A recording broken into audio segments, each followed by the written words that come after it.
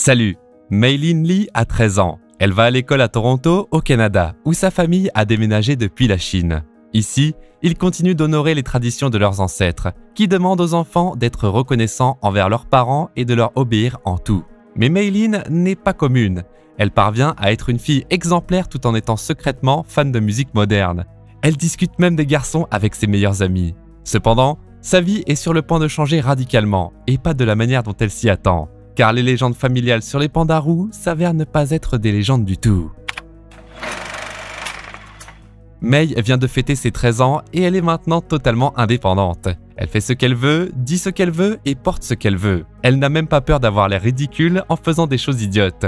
Elle est accueillie par ses meilleures amies, Myriam, Priya et Abby. Après les cours, elles partent ensemble pour voir un beau commerçant local, Devon. Cependant, Mei préfère les 5 chanteurs du boys band Four Town. Les autres filles les aiment bien aussi, et ensemble, elles chantent et dansent sur la chanson préférée de Mei. Elle prévoit d'aller au karaoké le soir, mais Mei refuse. Elle doit aider sa mère avec les tâches ménagères et court à la maison. Bien que ses amis pensent qu'elle a été conditionnée, Mei assume ses responsabilités comme une adulte et les accomplit avec fierté. Leur famille gère le plus ancien temple chinois de Toronto. Sa mère, Ming, félicite Mei pour ses réussites scolaires, et ensemble, elles prient leur ancêtre lointaine, San Yi. Une femme aux multiples talents qui a consacré sa vie à prendre soin des pandas roux, symbole de la famille Lee. Instead of honoring a god, we honor our ancestors. And not just the dudes either. Ils accueillent les visiteurs pendant que le père de Ming, Jin, prépare le dîner. À la télé, il y a une annonce présentant l'arrivée imminente de Four Town au Canada. Et maman critique le groupe sans savoir que sa fille est fan d'eux. Plus tard, Mei part faire ses devoirs, mais elle est distraite en dessinant un garçon dans les marges. Soudain, elle réalise que le garçon dessiné lui rappelle Devon, et son imagination délirante commence à prendre le dessus. Maylin se cache sous le lit, où elle dessine des scènes romantiques d'elle-même avec le garçon. C'est à ce moment-là que sa mère frappe à la porte et découvre accidentellement les dessins inappropriés de sa fille. La femme reconnaît également le gars du magasin, et elle suppose que ce qu'elle voit est quelque chose qui s'est déjà produit en fait. Elle ignore les supplices de Mei de s'arrêter, et elle l'emmène au magasin pour menacer Devon de répercussions pour avoir maltraité sa fille. Comme preuve, Ming déverse les dessins sur la table. La scène est vue par les clients, dont Tyler, un camarade de classe de Mei. La jeune fille est extrêmement gênée, et elle a juste envie de disparaître, mais elle cache ses émotions à sa mère. À la maison, elle se blâme de toutes les façons possibles d'avoir dessiné ses croquis, et elle a l'impression d'avoir déçu sa mère. Mei souffre de cauchemars pendant son sommeil, et le lendemain matin, elle voit un énorme panda roux qui la regarde depuis le miroir. Elle panique, et ses cris sont entendus par sa mère, qui pense que sa fille a atteint l'âge de la maturité, et elle se précipite pour chercher des produits hygiéniques féminins, une bouillotte et des antidouleurs. It's going to be okay. No, it's not. Will you just get out? Excuse me? La fille dit qu'elle est devenue un horrible monstre rouge, et elle se cache derrière le rideau de la salle de bain pour échapper à sa mère. Ming se retire dans la cuisine, et Mei parvient à s'échapper en douce. Elle essaie de s'endormir et de se calmer, ce qui lui permet de se débarrasser de ses oreilles et de sa queue, puis de redevenir complètement humaine. Ça la rend très heureuse, sauf que l'excitation lui fait tout de suite repousser des poils. Maylin apprend à contrôler ses émotions, et la seule chose qui reste du panda, c'est sa chevelure rouge vif. Pour la cacher, la fille garde maintenant son bonnet sur la tête. Elle se retient de toutes ses forces, malgré le fait que toute l'école parle de son incident gênant avec le dessin de Devon. Mais à cause des moqueries perspicaces de Tyler, la fille se met à pousser une queue, et sa mère intrusif, qui se précipite à l'école avec les serviettes hygiéniques que la fille a oubliées à la maison, pousse enfin sa fille à bout. Un énorme panda réduit en miettes la salle de cours et s'enfuit à l'extérieur, et il n'y a que Ming qui a le temps de voir ce qui s'est passé. Il y a des élèves qui voient la bête avant qu'elle ne puisse quitter l'école. Les passants dans les rues s'enfuient du monstre, qui ne sait pas où se cacher. Ming conduit sa voiture pour suivre sa fille. Après avoir causé un accident sur la route, Mei se faufile chez elle en passant par les toits avec Ming qui la suit. Il s'avère que ce genre de magie ne surprend pas les parents, qui s'attendaient quand même à ce que la transformation se produise beaucoup plus tard. Il y a longtemps, quand tous les hommes partaient à la guerre, leur ancêtre maternel, Sun Yi, s'est retrouvé seul avec ses filles. Elle a prié les dieux de l'aider à protéger ses enfants, et ils ont répondu à sa demande en lui permettant de se transformer en bête sauvage. She was able to fend off bandits, protect her village, and save her family from ruin. La femme a ensuite transmis ce don à ses filles, mais pour l'utiliser, il faut être capable de contrôler ses émotions. La même chose est arrivée à Ming, sauf qu'au Canada, cette capacité est devenue bien trop contraignante. Maylin est furieuse de ne pas avoir été informée d'une telle malédiction, et dans un accès de colère, elle tente de déchirer le portrait de Sunny. Ses parents essaient de calmer leur fille et ils lui parlent d'un rituel qui scellera définitivement l'esprit du panda dans un amulette similaire à celle que Ming porte autour de son cou. Le seul problème, c'est que la cérémonie doit avoir lieu lors de la lune rouge, qui n'aura lieu que dans un mois. D'ici là, Meilin doit faire de son mieux pour contrôler ses émotions afin de se transformer le moins souvent possible, car chaque transformation compliquera le rituel à venir. Ce n'est encore jamais arrivé que le panda ne puisse pas être scellé dans l'amulette, mais ça pourrait arriver si Meilin ne suit pas les conseils de sa mère et laisse ses émotions prendre le dessus. Mei se dit qu'elle ne peut pas décevoir sa famille en devenant la première à échouer le rituel. Tous les effets personnels de la jeune fille sont sortis de sa chambre, ne laissant qu'un grand matelas. Avant de partir, le père dit que le rouge porte chance. Les parents quittent la pièce et, à travers la porte, Mei entend sa mère dire avec dégoût que personne ne devrait voir sa fille dans cet état. La fille pleure, serrant son doudou, et elle s'endort en se transformant à nouveau en panda. Le matin, elle arrache désespérément ses poils et elle se heurte au mur pour se débarrasser de cette apparence. Tous ses efforts sont vains, car elle n'arrive pas à calmer ses émotions. Au contraire, soudainement, ses amis apparaissent à la fenêtre. Excitée, elle crie que le concert de Fort Town aura bientôt lieu à Toronto. Mais les filles sont choquées lorsqu'un énorme panda roux les attrape et les tire à l'intérieur. He's a red panda! Sick. You're so fluffy! You're so fluffy! I've always wanted a tail. Mei essaie d'expliquer qu'elle a hérité ce pouvoir de sa mère et que ça partira bientôt, mais elle n'arrive pas à retenir ses larmes en se rappelant de toutes les conditions du rituel d'exorcisme. Il n'y aura pas de lune rouge avant le 25, donc la fille ne pourra pas aller au concert. Elle pleure toutes les larmes de son corps et ses amis la soutiennent en chantant doucement sa chanson préférée. Le panda se joint à elle, et lorsque ses amis la serrent dans leurs bras, la fille se calme et retrouve sa forme humaine. Il s'avère qu'il y a un moyen de contrôler la transformation, et les amis arrivent à convaincre Mei de les rejoindre au concert. Sa mère frappe à la porte, et la fille pousse ses amis par la fenêtre. Les parents commencent à tester leur fille, essayant de provoquer de fortes émotions de toutes les manières possibles. Mais Mei pense à l'amitié sincère de ses amis, qui viendront à son aide en cas de besoin, et elle résiste à toutes les provocations avec succès. Mais sa mère lui interdit quand même d'aller au concert, car ses émotions y seraient trop fortes. De plus, la femme ne considère même pas ses chansons comme de la musique. Le père essaie de défendre sa fille, mais il est trop timide pour s'opposer à sa femme autoritaire. Malgré tout, Mei retient sa frustration et s'éloigne calmement. C'est là que le téléphone sonne. C'est la grand-mère de Mei, qui a vu sa petite fille aux infos. Maintenant, c'est Ming qui, comme une adolescente désobéissante, essaie de se cacher de sa mère, par peur. Elle décroche quand même le téléphone, et elle a encore plus peur quand elle apprend que grand-mère est en route pour leur rendre visite et prendre de leurs nouvelles. Pendant ce temps-là, les filles se retrouvent en cours de sport. Elles ont toutes été privées d'aller au concert. My parents said I could go when I'm 30. Mine called it stripper music! What's wrong with that? À ce moment-là, Mei et ses camarades de classe remarquent que sa mère fait des rondes à l'extérieur de l'école, pour la surveiller avec des jumelles. Tyler commence à la taquiner et la fille s'énerve. Son bras se transforme en une puissante patte et elle lance une balle avec une force immense, brisant la fenêtre de l'école. Ses amis emmènent Mei aux toilettes, où elles discutent de comment tromper leurs parents pour aller au concert. Abby demande à Meilin de se transformer brièvement en bête velue et de lui faire un câlin. Mei imagine son idole et elle réalise la demande. C'est là que quelques camarades de classe choqués les remarquent, mais il s'avère qu'ils veulent eux aussi voir l'animal adorable. Et ils sont même prêts à payer pour ça. L'offre tombe parfaitement, car un billet pour Fort Town coûte jusqu'à 200 $.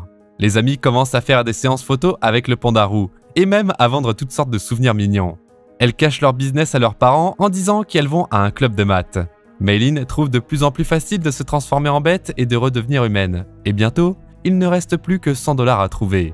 Mais le concert a lieu samedi, et Mei est très stressée. D'autant plus que Tyler arrive et les menace de tout révéler à sa mère. Le garçon exige de l'aider à organiser une fête d'anniversaire, et il est prêt à payer 200 $ pour la présence du panda. Les amis sont sceptiques quant à la proposition, mais Mei leur dit que c'est ok, et elle se rend chez Tyler le vendredi soir. Comme d'habitude, elle dit qu'elle va au club de maths, quand soudainement, sa mère décide de l'accompagner. Alors que la fille de Ming essaie en vain de l'arrêter, la grand-mère et les 4 tantes se présentent à leur porte. Les femmes entourent tout de suite la fille pour partager leur expérience et donner des conseils sur le rituel à venir. Mei est désespérément en retard pour la fête, et elle essaie de s'échapper en disant qu'elle est épuisée, mais la grand-mère parvient à se faufiler dans sa chambre. I know how hard it is to keep the beast in. It feels so good to let it out. Elle a trouvé des poils de panda roux dans la cour, et elle prévient sa petite fille que chaque transformation rendra le rituel plus compliqué à réaliser. La grand-mère est convaincue que l'apparition du panda a irrémédiablement endommagé la relation entre elle et Ming, et elle ne veut pas que l'histoire se répète. Meilin l'écoute, mais elle s'enfuit quand même de chez elle. Le problème, c'est qu'elle se présente à la fête en portant un costume de panda en carton, ce qui déçoit tout le monde. Tyler annule le marché, et pour éviter de voir ses amis pleurer, Mei se transforme en promettant que c'est la dernière fois, que le plaisir commence. Pendant ce temps-là, la grand-mère repart, en donnant pour consigne à Ming de surveiller sa fille. La femme entre dans la chambre de Mei, où elle trouve des goodies de panda sous le lit, découvrant ainsi l'évasion de la fille. Les amis, qui ne se doutent de rien, célèbrent leur victoire sur le toit de Tyler. Myriam demande ce qui se passera si Mei ne chasse pas l'esprit du panda, mais la fille ne peut même pas l'imaginer. Ses parents ne lui ont tout simplement pas laissé d'autre option. Soudainement, elles entendent à la radio que Fort Town sera à Toronto une semaine plus tard, le même jour où Mei est censée subir le rituel. Abby s'est trompée de date et Meilin est submergée par la panique et le désespoir. Elle ne peut plus contenir ses émotions et elle se transforme en panda. C'est à ce moment-là qu'elle est repérée par Tyler, qui lui dit de travailler pour mériter sa paix et de permettre à ses invités de faire un tour sur son dos. Quand Mei refuse, le garçon d'anniversaire commence à insulter sa famille et le panda se jette sur lui, perdant tout contrôle. Tyler se met à pleurer et les invités reculent de peur face à la bête furieuse. C'est à ce moment malheureux que Ming choisit d'apparaître et elle est témoin de la scène. Plus tard, la mère s'excuse auprès des parents de Tyler et blâme les amis de Mei pour avoir entraîné sa fille là-dedans. She is a good girl and you've taken advantage of her. May, tell her. Mais Meilin n'a pas le courage de briser l'illusion de sa mère et elle rentre silencieusement à la maison, trahissant ainsi ses amis. Une semaine plus tard, Myriam, Abby et Priya s'achètent des billets pour le spectacle tandis que Mei se prépare pour le rituel avec sa famille. Elle part s'habiller et son père remarque que sa fille est de mauvaise humeur. Au sous-sol, il trouve la caméra que les amis ont utilisée pour enregistrer leurs chansons et danses joyeuses. Jin s'approche de sa fille et lui demande ce qu'il vient de voir. Mei est gênée et elle veut tout de suite supprimer la vidéo, mais son père ne la laisse pas faire. Il lui parle du panda de Ming, qui était le plus grand d'entre eux.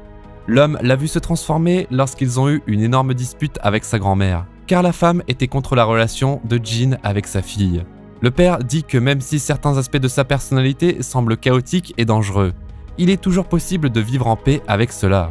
Il donne à Meilin le choix de ce qu'elle veut faire avec son panda, mais il fait la remarque qu'il trouve cette facette de sa fille très amusante. La fille entre dans un cercle blanc pour le rituel. La famille commence à chanter et le chaman envoie Mei dans la dimension astrale. Là-bas, la fille voit la première de ses ancêtres qui s'est transformée en panda, Sanyi. La femme crée un miroir où Mei voit son reflet. Pour se débarrasser du panda, elle doit passer à travers celui-ci, ce qui s'avère être une tâche difficile. Mei pousse de toutes ses forces et il ne lui reste plus qu'un pas à faire quand elle se retourne et voit le panda, qui lui a procuré tant de moments agréables avec ses amis. Elle se précipite en arrière et elle retourne à sa famille sous la forme du panda. Elle déclare qu'elle garde le panda, choquant ses proches. Tout le monde essaie de retenir Mei, mais elle se libère et s'enfuit. Dans la confusion, Ming tombe et son amulette rouge se fissure. Elle ne retient plus le panda et la femme perd le contrôle d'elle-même. Mais Meilin est déjà loin. Elle utilise son pouvoir pour se rendre au concert et retrouver ses amis. Elle s'excuse de les avoir laissés tomber. I've been like obsessed with my mom's approval my whole life. I couldn't take losing it. Myriam est toujours un peu contrariée, mais la clémence prend vite le dessus. Pendant tout ce temps-là, elle s'est occupée du Tamagotchi de Mei, qu'elle avait perdu à la fête. Les amis se serrent dans les bras et, à leur surprise, ils voient Tyler parmi la foule de fans. Le boys band monte sur scène sous les applaudissements du public, tandis qu'une gigantesque bête s'approche du stade. Ming, sous la forme d'un panda, se faufile par le toit, effrayant tout le monde à l'intérieur. Jin et les proches arrivent sur les lieux, mais le monstre attrape Mei et commence à la réprimander, détruisant la scène.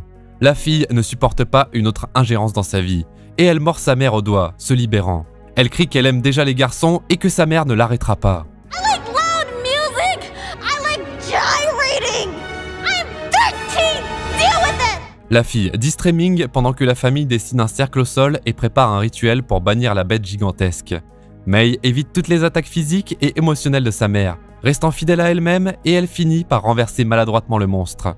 Ming s'évanouit, mais la moitié de son corps est à l'extérieur du cercle, les empêchant d'achever le rituel. Meilin tente de la faire rentrer, sans succès, et la grand-mère ainsi que la tante brisent également leurs bijoux, libérant leur panda.